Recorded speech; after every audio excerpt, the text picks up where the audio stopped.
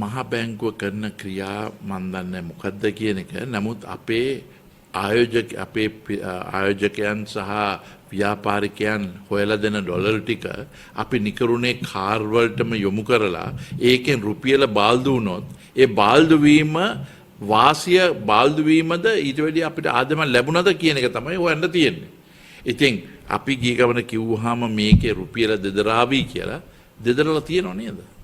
ඉතින් ඒක වෙන්නේ නැති වෙන විදිහකට කටයුතු කරොත් කිසිම හානියක් නැහැ රටට.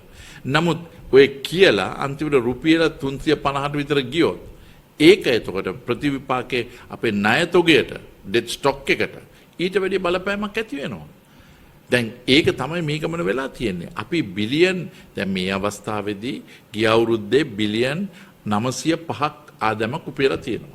දැන් බිලියන් 905 හොයලා තියෙන්නේ US ඩොලර් බිලියන් 2.1ක් වියදම් කළා. ඒ කියන්නේ LC US ඩොලර් බිලියන් 2.1ක් වියදම් කළා.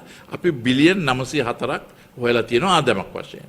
දැන් ඒකේ තුල අපිට පේනවා රුපියල 292 තියෙන එක අද 314ට ගිහලා තියෙනවා. ඉතින් ඒතර අපේ තියෙන තොග ණය වැඩි වෙලා තියෙනවා බිලියන් 884. ඉතින් බිලියන් 884 ණය වැඩි වුණාම ආදායම බිලියන් 904ක් හම්බ වෙලා එතකොට දෙක අතර ඍජු වශයෙන් ඒ කියන්නේ net එක සුද්ධ වශයෙන් ලැබිලා තියෙන්නේ මොනවාද කියන එක පේනවා. ඉතින් ඒ සම්බන්ධයෙන් දෙක තුලනාත්මකව කටයුතු කරන්න අවශ්‍යයි.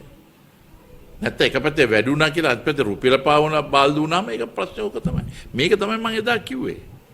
කාර් ගේන්න තියෙන අකමැත්ත නෙමෙයි රුපියල ශක්තිමත්ව ගේන එක තමයි අවශ්‍ය.